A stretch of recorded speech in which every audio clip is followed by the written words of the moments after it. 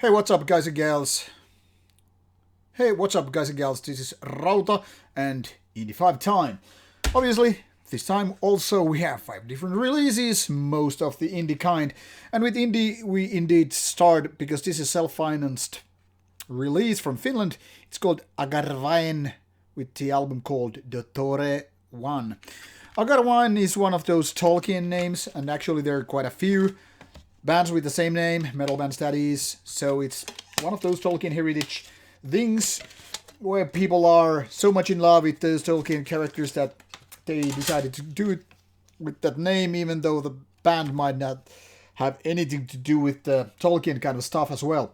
Or anyway, this is of horror metal, or that's how the band itself describes it, being self-financed release. This is kind of an interesting case. No, it is nowhere near Negrophagia, which might be something that you might be thinking of when you're thinking about horror metal. This is more like symphonic black metal meets death metal meets orchestrations, and then what? I would say, even with those heavy metal solos, this reminds me a little bit of Nightwish and Therion with their orchestral parts. But it's also kind of a Cradle Filth-like, with its kind of a gothic approach to horror metal. But more than any of those, it reminds me of a Finnish band Gloomy Grim. Kind of a hybrid of sorts, having these black metal, gothic kind of a horror feelings, and then some kind of a heavy metal approach with some of those riffs and solos, and also some growly vocals, which is kind of a taken from death metal side, even with some death metal riffing. And it's all like kind of a covered with some sort of a orchestral music. To be honest, it has a lot of nice ideas, but the overall result is just too much of a hybrid thing to be really appreciated much. It's just like remove 1/3 of those contents and focus those 2/3 or even 50%, and then it might really nail it. It's relatively nicely produced, and it's not like those screamy vocals are bad, but those growly vocals are like, why do you even have them? Decent, but not there yet. But it's first album, so whatever. Then we have a band called Sadotank with Hammer of Hell. Now, this is old school black trash. By old school, I mean it's very much recycling kind of ideas which you have had a million times before. On MCD feature, this one is just kind of a boneheaded, very simple in style, very energetic, banging your head, and there it is. No lyrics, just pure, I don't know, kind of a simple black trash stuff by this 5-man band. To be honest, nothing spectacular here. It's all pretty basic stuff. If you want to go good stuff with this kind of style, go with bands like Disaster, but Sadotank is like filling the gaps. Then we have this one from United States called Beastial Piglord. It's not Bestial, but Beastial. And the album is called Pulling the Thread from Fabric of the Universe. What a bombastic title.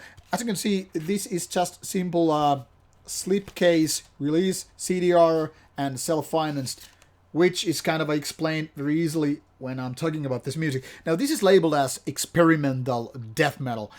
1-man band, and well, experimental is very, very flexible term. In this case, it means very much just putting all kind of different ideas into a blender and going, and it's there, smoothie, with the metal experimental parts, but also kind of ambient humming sounds, drum parts, weird ass killer riffs, growly vocals, and to be honest, not making much of a sense. On the top of it, those growling vocals are not good. They're kind of a subpar stuff, and same can be said with pretty much about the production here. It's all like kind of a mumbling, like kind of a death metal. It's not really powerful. It's lacking everything that makes death metal so wonderful, being violent, aggressive, heavy, and head-ripping.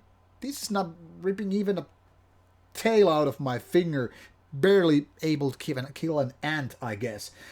To be honest, I don't know if the attempt here is to create the most obscure death metal release with kind of ambient parts ever. Yeah, I would call it a successful one. But if it's meant to create kind of an interesting death metal album, it's a total failure. Kind of a horrible release all in all. Much like demo material, but 35 minutes. To be honest, I cannot recommend this to anybody but people who are into most obscure metal stuff on Earth. The funny thing is, we have more coming. So Bastille, or Beastial, Piglord didn't only release just one full-length album in 2019, but 4. Well, let that sink in for a bit. Now, as much as the previous one, this is CDR release, as you can see. Very simple, slipcase, no lyrics, no booklets, no whatever. Kind of like the classic promotional copy. I don't know if the actual release will be like that, but anyway, that's what we have here.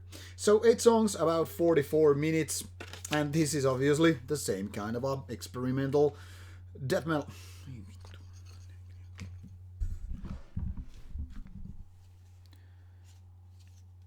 Like said, the fourth one is also Beastial Piglord, and as much as the previous one, this is also a CDR release on this kind of a digi sleeve kind of a thing. No booklets, no lyrics, no whatsoever, just the CDR and, well, the covers. And this is 44 minutes, 8 songs, obviously the same kind of a experimental death metal. Also with those humming parts, also with some spoken parts, and then some really mushy, not making much of a sense kind of a death metal. Why I would use experimental death metal on this one is that it tries to be so hard, kind of a different, but it's more about this kind of a mushy sound, not very distinct riffs, and growly vocals, which are also a little bit on the background too much. It's not like anything is actually making that much of a sense. Anything is not coming out of the kind of album. It's just all one big black mass of sinister feeling, and there what you have it. And as such, it's kind of hard to compare which one would be better. On this album, I kind of like the lead guitars, but it's also having the same very basic problems than the other album. That is, you know, none of those riffs actually make that much sense. The production is actually quite bad, and those vocals are just very, very mediocre in nature. There's nothing that actually stands out on this album, except maybe those spoken parts, but when they're all about this kind of a mundane stuff, it's like, why they are having there? You would like to maybe listen to just once of all that, and then you wouldn't want to come back for that. At least that's what I am thinking, so I don't find any excuse for me to listen to this. Sorry for you guys, but Beastial Piglord is not there. The funny thing is, they started as late as 2018 to release albums, or there's just one guy, and now there's 6 albums out. That in 2 years. Well, too much is too much. I would rather focus on quality over quantity. The last, but definitely not least, probably the best release on this Indie 5 comes from Canada. It's actually from Quebec area. 2-man band called Agnes de la Mort. This is also sometimes just abbreviated as ADLM. And this is a tape release, which was originally meant to be a demo tape or demo release. And here it is, released through a Canadian, Quebecois label. And then it's kind of a nice cardboard tape release. It's 4 songs, not too much length, but it's kind of a vicious, fierce Canadian black metal in a kind of a nice, classic way. To be honest, this doesn't really sound like the typical Canadian metal noir Québécois release, because it's not that melodic. So it's a little bit different, but also some similar parts are right there. And I must say, this is pretty good damn start for a new band to emerge. It has been out for some time, but no releases other than this, as far as I know, are out. So in case you are a fan of Canadian metal, or specifically Quebecois black metal, this is something you should consider checking out. I personally hope that these guys will be back with more proper release, that is either CD or vinyl or whatever full length, because I'm not a big fan of tapes. These are just kind of a reminiscent of the past and nothing else to me, but nevertheless I still enjoyed the music, and that's what matters the most, right? So here you have, be sure to check out these through Bandcamp or other links.